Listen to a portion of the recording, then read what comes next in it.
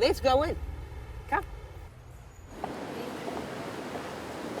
I think most Italians are expecting a Starbucks traditional store.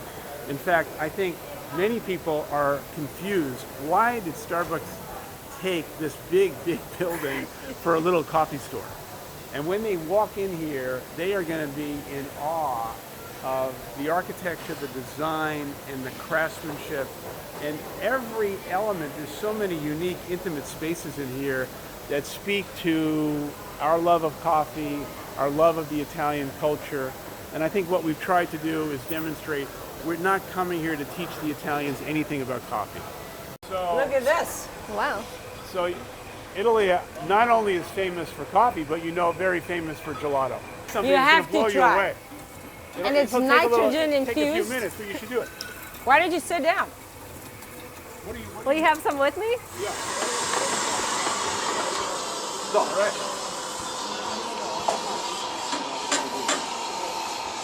The most famous way in Italy to enjoy gelato is an affogato, which is gelato and then it's drowned with a shot of espresso.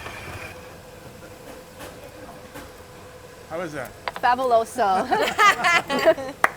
You know, what would be an Italian coffee bar without aperitivo? That's So true. we have built and created our own unique, customized aperitivo bar. You can imagine what this place is going to turn into. What we've really tried to create and think about is, what can we do, given this long history of coffee in Italy, that would truly delight and exceed the expectations of the Italian people in the most respectful, humble way. And I hope that we have achieved that. After taking a tour of Starbucks' latest crown jewel, I sat down with Chairman Emeritus Howard Schultz for a broader conversation. Howard, we're here in the Milan Roastery. This is your dream, 35 years in the making. It's absolutely stunning. And this also falls on a very special anniversary for you when you started at Starbucks as an employee. So you're coming full circle. Tell us, what does this moment mean to you? It's so hard to describe in words. There's so much emotion. Yesterday when we had the partner meeting and they started singing that song in Italian, I literally started crying. I mean, this is such an extraordinary moment for the company and for me. I've dreamed about opening in Italy for so many years, and to be able to open the roastery and the response we've gotten over the last week from the Italians who have seen it, I think just speaks volumes to the fact that we've tried to be very humble, respectful of the Italian heritage.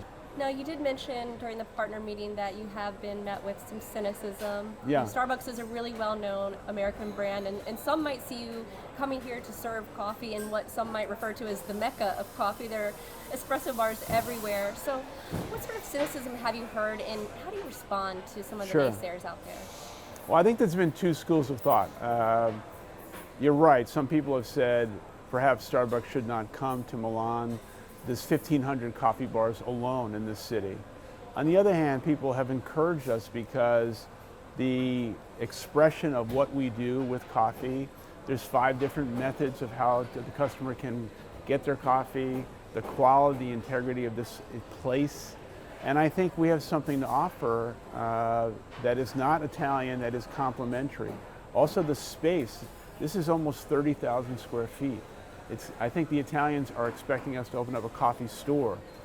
Most Italians have never seen coffee roasted, despite how much they love coffee.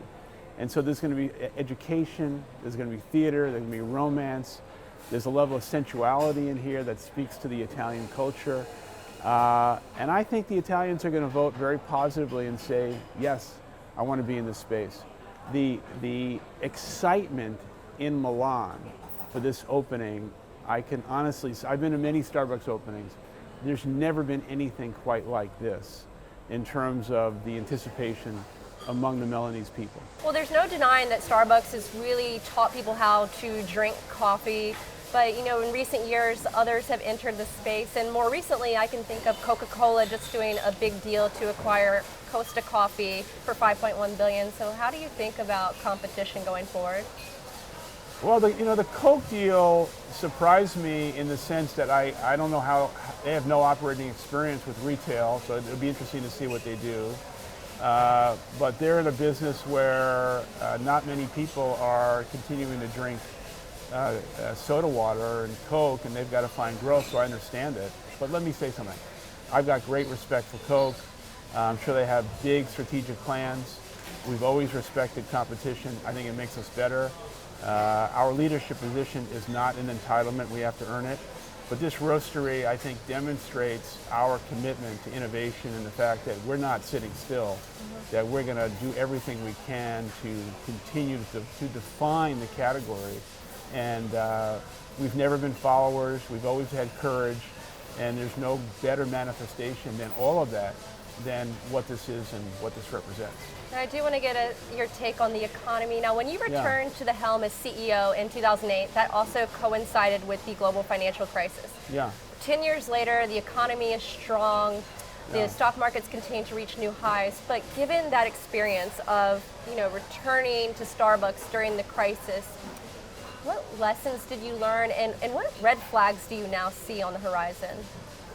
Well, one thing I want to say is the economy is strong for many people, but there's millions of Americans that are not participating in the economic growth.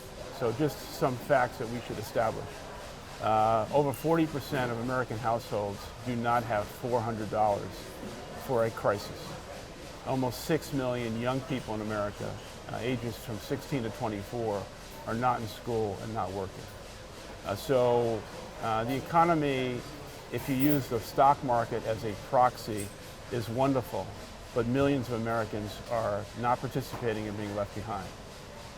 So I think it's really important to demonstrate that there's much work to do to take care of and address the inequities that exist in the U.S. Whether or not the stock market continues to perform at this level, I don't know. Now, you stepped down as chairman back in June. Yeah. A lot of folks have questions. I know our audience has a bunch of questions for you. Now, at the time you wrote that you would be exploring a range of options from philanthropy to public service. Now, Howard, the summer is over. Yeah. What's your plan? Well, I've been writing, I did say that, and this is exactly what I've been doing. So I took my first family vacation in almost 40 years. I'm just finishing writing an important book about lessons learned and my thoughts about the country and some of the things I've talked about in terms of humanity. And I'm still thinking about and pursuing what I can do as a citizen to improve the lives of others, both in the U.S. and around the world. I think it's important to say I do not have to run for president to improve the lives of others. And so I'm looking at a range of options, and we'll just see what happens. It's still very early in this process for me. It is early, but I have to ask you this without asking you if you're running. Yeah. How does it feel when people do ask you if you're running, and how does it feel when people tell you that you should run for office in 2020? Well, it's very humbling. I think when I think about that question and the environment we're in today, regardless of who ultimately is the president in 2020, I think it's critically important in view of the very fragile nature of the world we're living in and America's position in the world and America's role in the world and America's standing in the world, that the right person is the next president of the United States. You just mentioned America's standing in the world. You've traveled all over the world in your role at Starbucks. How has America's standing changed, and what do you think the perception is of America?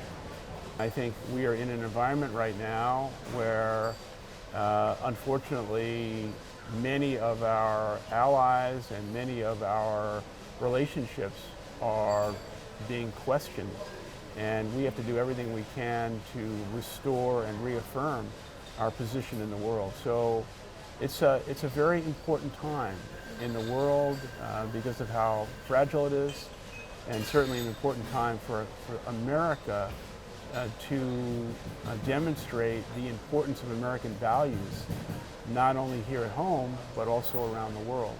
And I think the world is relying and always relied on those values.